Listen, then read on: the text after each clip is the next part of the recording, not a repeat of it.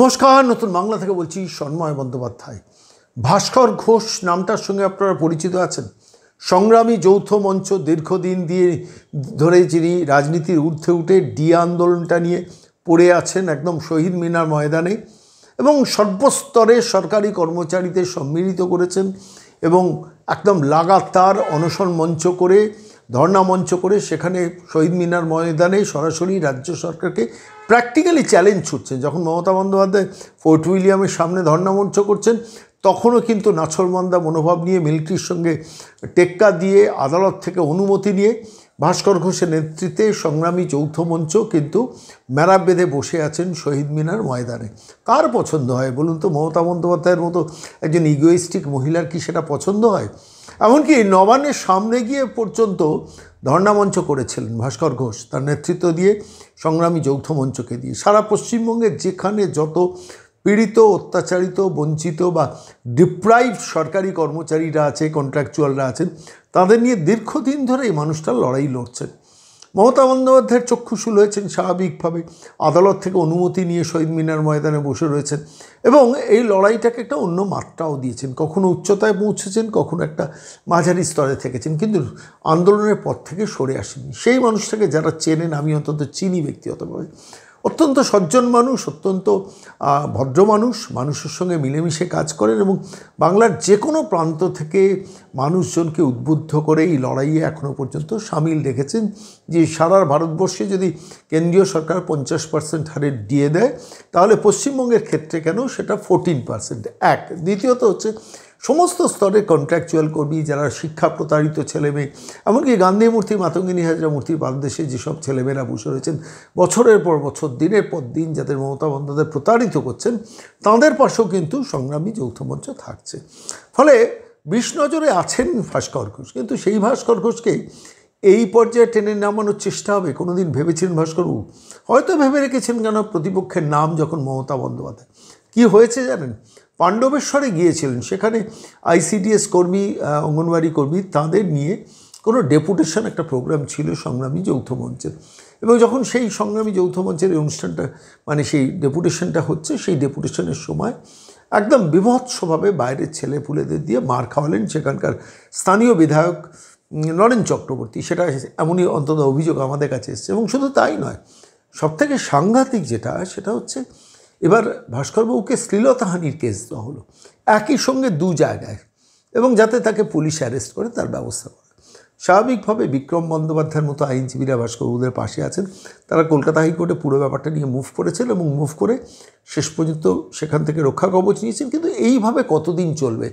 আমি বলছি, একটা সরকার নির্বাচনে জিতলেই দাঁত নখ বার করবে। আমি অনেক দিন ধরে আপনাদের কাছে বলেছিলাম, যে কোনো সময় যে কোনো প্রতিষ্ঠানের উপর আক্রমণ নামবে যারা সরকারের বিরোধিতা করে। ভাস্করবাবুরা বিরোধিতা করেছেন, ভাস্করবাবুরা আন্দোলন করছেন, ফলে ভাস্করবাবুদের ওপরও আক্রমণ নামবে। এটা এটা এটা এটা তারা কতটা অনুমান করেছিলেন জানি না, আমার নিজের অনুমান ছিল। আমরা যারা ডিজিটাল মাধ্যমে কাজ করি, আমাদের তো হুমকি চমকি দেওয়া শুরু করে দিয়েছেন, রাজ্যের মুখ্যমন্ত্রী নিজেই শুরু করে দিয়েছেন। যে কোনো সময় আমাদের উপর আক্রমণ নামতে পারে, ভাস্করবাবুর ওপর যেমনভাবে আক্রমণ নামলো। এই মুহূর্তে আমি সরাসরি আইনজীবী বিক্রম বন্দ্যোপাধ্যায়ের কাছে যাব, যিনি গতকাল কলকাতা হাইকোর্টে আইনজীবী বিচারপতি সম্ভবত জাস্টিস অমৃতা সিনহার বেঞ্চে পুরো ব্যাপারটাকে নিয়ে মুভ করেছিলেন, এবং সেখানে কোর্টে কি প্রসিডিংস হলো এই মামলাটাকে নিয়ে আইনজীবী বিক্রম বন্দ্যোপাধ্যায় আমাদের নতুন বাংলাকে ব্রিফ করেছেন। শুনুন। নমস্কার বিক্রম দা, সন্ময় বলছি। নমস্কার সন্ময়বাবু, বলুন। একটু জোরে বলবেন? নমস্কার সন্ময়বাবু, বলুন। হ্যাঁ, বলছি শেষ পর্যন্ত নির্বাচন চলে গেল, এবার পিসি ভাইপোর নোংরামি শুরু হয়ে গেল। ভাস্কর ঘোষকে শ্লীলতাহানি এবং ভ্রূণ হত্যার কেস দিয়ে পাণ্ডবেশ্বরের যে ডেপুটেশন দিতে গিয়েছিলেন, সেইখানে তার বিরুদ্ধে পাল্টা মামলা করানো হলো ওখানকার এমএলএ কে দিয়ে। মানে একদম পিসি ভাইপোর নোংরা এবং নিরেট খেলা। কি হয়েছে কোর্টে ডেভেলপমেন্টটা আজকে বলবেন একটু? দেখুন, আজকে ভাস্কর ঘোষ সংগ্রামী যৌথ মঞ্চের ফাউন্ডার, এবং সংগ্রামী যৌথ মঞ্চ এখন সমাজের সব সেক্টর নিয়ে কাজ করছে। হ্যাঁ, ভাস্কর ঘোষকে সিরিজ অফ ফলস কেস দিয়ে যাচ্ছে পিসি ভাইপো সরকার। প্রথমে একটা ভাস্কর ঘোষকে সিরিজ অফ ফলস কেসেস দিয়ে যাচ্ছে পিসি ভাইপো সরকার। কলকাতাতে এসছিল আন্দোলন করতে, রাতারাতি পুলিশ অ্যারেস্ট করে নিল, কলকাতা পুলিশ। এর আগে একটা কেসে ফর্জারি কেস করে তাকে অ্যারেস্ট করার চেষ্টা করলো। যাই হোক, হাইকোর্টের কাছে আমরা যতবার এসেছি ততবার আমরা হাইকোর্ট থেকে সুরাহ পেয়েছি, হাইকোর্ট তাকে অ্যান্টিসিপেটরি বেল দিয়ে দিল। 16 তারিখ পাণ্ডবেশ্বরে একটা ডেপুটেশন কর্মসূচি ছিল সিডিপিও অফিসে। সেটা ছিল অঙ্গনওয়াড়ি মহিলাদের জন্য, যারা নিপীড়িত পীড়িত তাদের জন্য। সেই সিপিডিও অফিসে তারা ডেপুটেশন দিতে গেছিল, সেটা পুলিশকে এবং সিপিডিওকে আগে থেকে ইনফরমেশন জানিয়ে থ্রু হোয়াটসঅ্যাপ মেসেজ মেল সবকিছু করে। এফআইআর অনুযায়ী 11টার সময় ডেপুটেশন চালু হয়। সেই সময়তে হাজার হাজার লোক নিয়ে এসে এই পিসি ভাইপোর লোক এবং পাণ্ডবেশ্বরের এমএলএর লোকজন এসে তাদেরকে বেধড়ক পেটায়, ছেলেদের মেয়েদেরকে যাতাভাবে পেটায়, তাদের মানে খুবই খারাপ অবস্থা করে, মেডিকেল করাতে হয়। আলটিমেটলি তারা গিয়ে পুলিশের কাছে অভিযোগ জানায় এবং পুলিশের উচ্চতর কর্তাদের কাছে অভিযোগ জানায়, পুলিশ কোনো ব্যবস্থা নেয় না। তার পরবর্তীকালে এদেরকেই উল্টো কেসে, শ্লীলতাহানির কেসে এবং ভ্রূণ হত্যার কেসে, মিসক্যারেজ কেসে ফাঁসিয়ে দেওয়া হয়। 16 তারিখের এই ঘটনাকে কেন্দ্র করে তারা 28 তারিখে হাইকোর্টে মুভ করে যে 29 তারিখে আমরা ওখানে মিছিল করব। এই 28 তারিখে যখন হাইকোর্টে মামলা হয় ভ্যাকেশন বেঞ্চে, তখন সকাল 9:35-এ একটা এফআইআর নিয়ে নেওয়া হয় ভাস্কর ঘোষ অ্যান্ড আদার্সের নামে। কতজন তার কোনো হদিশ নেই। এফআইআর নিয়ে নেওয়া হয়, এফআইআর নিয়ে সেখানে একটা ফলস মিসক্যারেজ কেস চালু করে দেওয়া হয়। সাবসিকুয়েন্টলি যেটা হয়, তার পরবর্তীকালে 29 তারিখ মিছিল হয়। তারপরে আমরা আবার এফআইআর কোয়াশিং এর জন্য হাইকোর্টের কাছে আসি। যেহেতু কেসটা খুব সিরিয়াস অ্যালিগেশন করেছে যারা করেছেন, সেই সিরিয়াস অ্যালিগেশনের জন্য আমরা হাইকোর্টের কাছে আর্গুমেন্ট করি।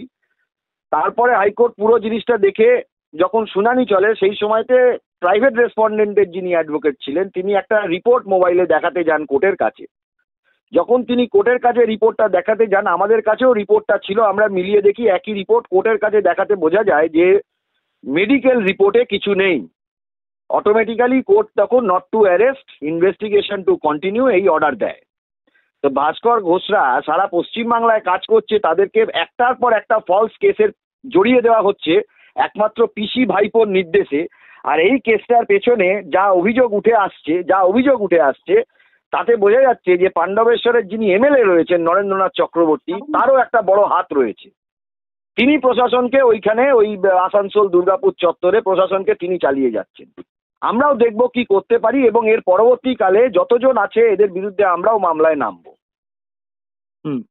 না, আমি আপনার কাছে একটা স্পেসিফিক প্রশ্ন করছি বিক্রম দা। সেটা হচ্ছে নির্বাচন চলে গেছে এবং নির্বাচন চলে যাওয়ার পর নির্বাচনী সন্ত্রাস অব্যাহত রয়েছে, পোস্টপোল ভায়োলেন্স।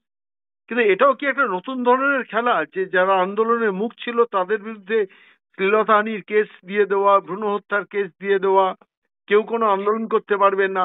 এবং এটা ভাবার কোনো কারণ নেই যে ওই নরেন বলে যে ভদ্রলোক বলবো না, লোকটি যে এই অসভ্যতা করছে, তার পেছনে কলকাতার নবান্নর ওই মহিলার হাত নেই। ইশারাই কাফিয়া, ইশারাতেই বোধহয় এই কাণ্ডটা ঘটছে। ভাস্কর ঘোষ ব্যক্তিগতভাবে চিনি, অত্যন্ত সজ্জন মানুষ, অত্যন্ত জনপ্রিয় মানুষ এবং বাংলায় প্রতিবাদের একটা পরিচ্ছন্ন মুখ, পরিচ্ছন্ন মুখ। হ্যাঁ, ফলে সেই এবং তিনি কোনো পলিটিক্যাল অর্গানাইজেশনের সাথে যুক্ত নয়। সংগ্রামী যৌথ মঞ্চ একটি নন পলিটিক্যাল অর্গানাইজেশন। কোনো পলিটিক্যাল নেতা এখানে আসতে পারে, সেটা তাদের ব্যক্তিগত, এমনকি তৃণমূলও চাইলে আসতে পারে, এরা আসে না, সেটা অন্য প্রশ্ন। এরা সমাজের কাজের জন্য এই সংগ্রামী যৌথ মঞ্চ, ডিএ একটা পার্ট সরকারি কর্মচারীদের, কিন্তু তারা সমাজের কাজের জন্য নেমেছে। তাদেরকে ননস্টপ ফাঁসিয়ে দেওয়া হচ্ছে এবং তাদেরকে অত্যাচার করা হচ্ছে, মারপিট করা হচ্ছে, এবং সেটা পিসি ভাইপোর নেতৃত্বেই হচ্ছে। এটা হলো পশ্চিমবাংলায় এই জিনিসটা চলছে। এবং শুধু ভাস্কর ঘোষ নয়, যারা যারা বিরোধী মুখ ছিল আমরা দেখেছি এর আগে এই ঘটনা, সেম ঘটনা ঘটেছিল লিডার অফ অপোজিশনের ক্ষেত্রে। এর আগে এই ঘটনা ঘটেছিল যারা বামফ্রন্টের বিভিন্ন নেতা আছে তাদের ক্ষেত্রে, বিজেপির নেতা আছে তাদের ক্ষেত্রে। যারাই সরকারের বিরুদ্ধে মুখ খুলছে বা কিছু কথা বলার চেষ্টা করছে বা কোনো সামাজিক কাজ করার চেষ্টা করছে, ভাস্কর ঘোষরা তো কোনো পলিটিক্যাল অর্গানাইজেশন না, তারা তো ভোটে কন্টেস্ট করে না, তারা তো নির্বাচনে কোনো দলকে বলেনি যে এই দলকে ভোট দাও, ওই দলকে ভোট দাও। কিন্তু তারা মানুষের হয়ে কাজ করছে এবং তারা ভবিষ্যতে যদি মানুষের হয়ে কাজ করতে গেলে যা আঘাত প্রতিঘাত আসবে তারা করবে। তাদেরকে জোর করে ফাঁসি দেওয়া হচ্ছে, এটা একটা কালচারে পরিণত করে দেওয়া হয়েছে, এবং যারা যারা এটার জন্য করছে তাদের বিরুদ্ধেও আমরা মামলায় এরপরে নামবো। ধন্যবাদ বিক্রমবাবু, অন্তত অ্যাটলিস্ট সেই লড়াইটায় থাকুন, আমরা পাশে আছি। বাংলার মানুষকে জানাবো, অবশ্যই জানাবো যা ঘটছে যা হচ্ছে। অনেক ধন্যবাদ।